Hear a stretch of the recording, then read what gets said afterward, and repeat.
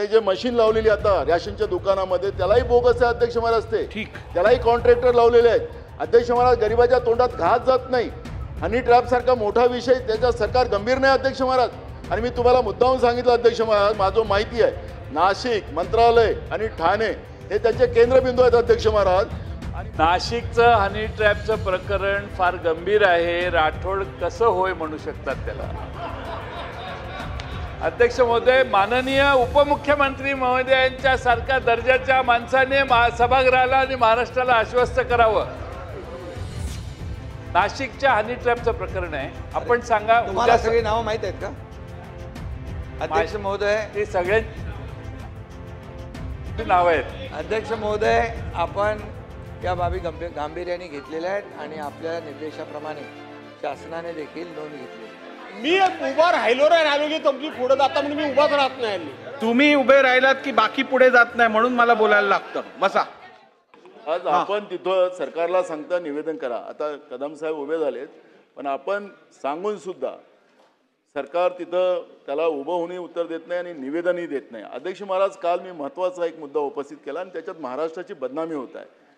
मंत्रालय, नाशिक आणि ठाणे हे हनी ट्रॅपचं केंद्र बनलेलं आहे अध्यक्ष महाराज. आणि राज्याचे महत्त्वाचे कागद, गोपनीय कागद या एंटी सोशल मुवमेंटच्या हातात चाललेले आहेत. मला राज्याची, मला कोणाचं चरित्र करा, माझ्याजवळ अध्यक्ष महाराज माझ्याजवळ पेन ड्राईव्ह पण आहे, मला ते दाखवायचं नाही आहे, तो विषय नाही आहे अध्यक्ष महाराज. मला कोणाचं चरित्रहरण करायचं नाही आहे. पण ज्या पद्धतीनं दाखवा म्हणाल मंत्री महोदय तर दाखवू टाकू तुमचं सरकारचं मत असेल तर. पण अध्यक्ष महाराज, एवढ्या गंभीर प्रश्नामध्ये सरकार साधं निवेदन करायला तयार नाही अध्यक्ष महाराज.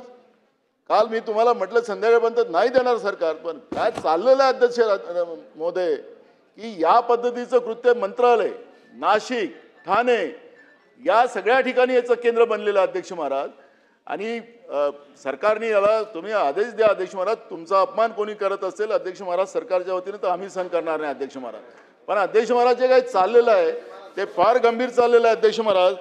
परवा अध्यक्ष महाराज आपल्याला माहीत असेल की मी एका मुद्द्यावर आपण सांगितलं की तुम्ही माहिती द्या, निकृष्ट दर्जाचा तांदूळ या राज्यामध्ये आपण गरीब लोकांना देतोय. तुम्ही म्हणाला मला कागद द्या. अजून सरकारकडून आम्हाला त्याची माहिती मिळाली नाही अध्यक्ष महाराज. का अधिवेशन संपल्यानंतर सरकार सांगणार आम्हाला? गरीब लोकांना अध्यक्ष महाराज या पद्धतीचं या अधिवेशनात जे जे निर्देश दिलेले आपल्याला म्हणजे सरकारला या संदर्भात जी निवेदनं करायची आहेत ती उद्या अधिवेशन संपण्यापूर्वी ती सर्व निवेदनं या सभागृहात होतील असं मी या सभागृहाला आश्वासित करतो. त्या निर्णयाला माझा विरोध नाही.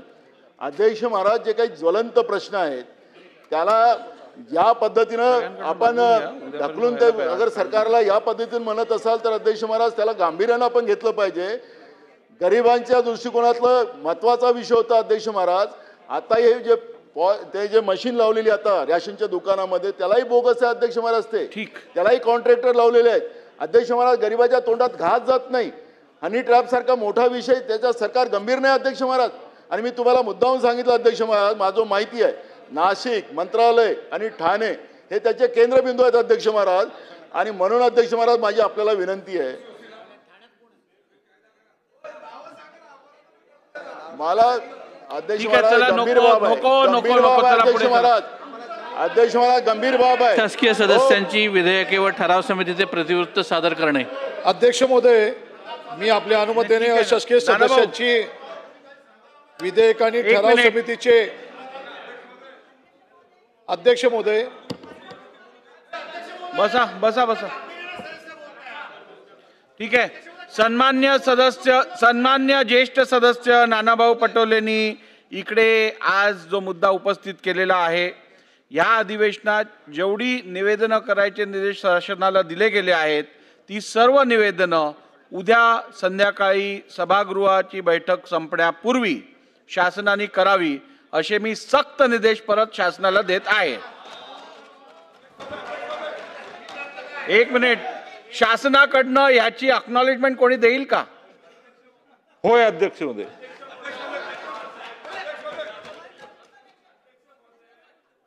नाशिकचं हनी ट्रॅपचं प्रकरण फार गंभीर आहे. राठोड कसं होय म्हणू शकतात त्याला? अध्यक्ष महोदय, माननीय उपमुख्यमंत्री महोदयांच्या सारख्या दर्जाच्या माणसाने सभागृहाला आणि महाराष्ट्राला आश्वस्त करावं.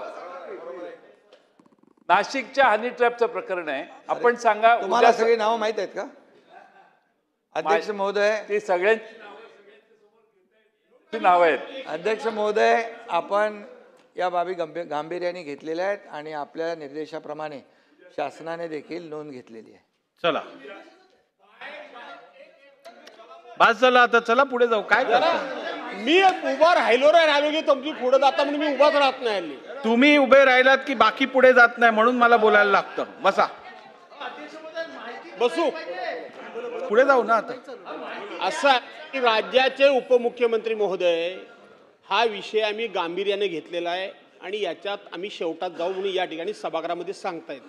मी आपल्या ही गोष्ट निदर्शनात आणण्याकरता झटकन उभा राहिलो की या संदर्भामध्ये राज्याचे गृहराज्यमंत्री यांनी काल मीडियासमोर जाहीर विधान केलंय की नाशिकच्या माणसानं सुद्धा दिलेली तक्रार मागे घेतली आणि ठाण्याच्या माणसांनी सुद्धा तक्रार मागे घेतली आणि आपसामध्ये सेटलमेंट करून हा विषय संपला असं गृहराज्यमंत्री म्हणतात आणि राज्याचे उपमुख्यमंत्री म्हणतात आम्ही हा विषय गांभीर्याने घेतलेला आहे. तुम्ही सभागृहाची दिशाभूलता करत नाही ना दोघे जण? अध्यक्ष महोदय, हे मला सांगायचं आहे एवढ्या गंभीर प्रश्नावर, म्हणून मी उभा राहिलो, नाही तर मी उभा राहिलो नसतो. बोला मंत्री महोदय. काय महोदय, मी ज्या केसच्या बद्दल माहिती दिली, मुळात ती तक्रार ही कुठली हनी ट्रॅपच्यावर तक्रार नव्हती. ती तक्रार वेगळी होती आणि त्या बाबतीमध्ये जर का ज्यांनी तक्रार दिलेली आहे, ज्यांच्याविरुद्ध तक्रार दिलेली आहे, दोघांमध्ये जर का कॉम्प्रोमाइज झालं तर तक्रार मागे घेतली गेली. इतकं सिंपल आहे. ही तक्रार हनी ट्रॅपची नव्हती. आता बास झाला. आता किती वेळ तुम्ही याच्यावर घालवणार आहात? महोदयांच्या ठीक आहे, चला पुढे चला. अध्यक्ष महोदय, नरके साहेब बोला. अध्यक्ष महोदय, मी आपल्या अनुमतीने त्यांनी उत्तर अशासकीय दिलं नाही, सदस्यांची स्पष्टीकरण विधेयकाने दिलं. ठराव समितीचे तिसरे प्रतिवृत्त सादर करतो. शुक्रवार दिनांक 18 जुलै 2025 रोजीच्या दिवसाच्या कामकाजाच्या क्रमात दाखविण्यात येणाऱ्या अशासकीय ठरावांना व अशासकीय विधेयकांना द्यावयाचा वेळ ठरविण्याकरता समितीची बैठक झाली. अशासकीय कामकाजाची एकूण 2.5 तासाचा वेळ उपलब्ध आहे.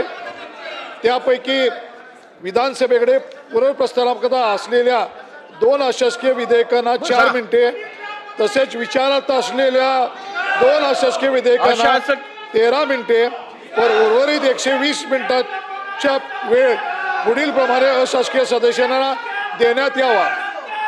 1. डॉक्टर नितीन राऊत विधानसभा सदस्य यांचा ठराव क्रमांक 103 20 मिनिटांपेक्षा जास्त नाही. 2. धनंजय मुंडे विधानसभा सदस्य यांचा ठराव क्रमांक 33 20 मिनिटांपेक्षा जास्त नाही. 3. राजकुमार बडोले विधानसभा सदस्य यांचा ठराव क्रमांक 43 20 मिनिटांपेक्षा जास्त नाही. 4. राजकुमार बडोले विधानसभा सदस्य यांचा ठराव क्रमांक 39 20 मिनिटांपेक्षा जास्त नाही. 5. ॲडव्होकेट आरोप पराग आळवणी विधानसभा सदस्य यांचा ठराव क्रमांक 50 20 मिनिटांपेक्षा जास्त नाही. तुम्ही बसा, मी तुम्हाला लगेच संधी देतो. श्री प्रशांत ठाकूर यांचा ठराव क्रमांक 151 20 मिनिटांपेक्षा जास्त नाही. यापैकी कोणत्याही ठरावाचा वेळ वाचल्यास तो त्यापुढील क्रमांकाच्या ठरावाला देण्यात यावा अशी ही समिती शिफारस केली आहे. अशासकीय विधेयके आणि ठराव समितीच्या तिसरे प्रतिवृत्त सभागृहास सादर झाले.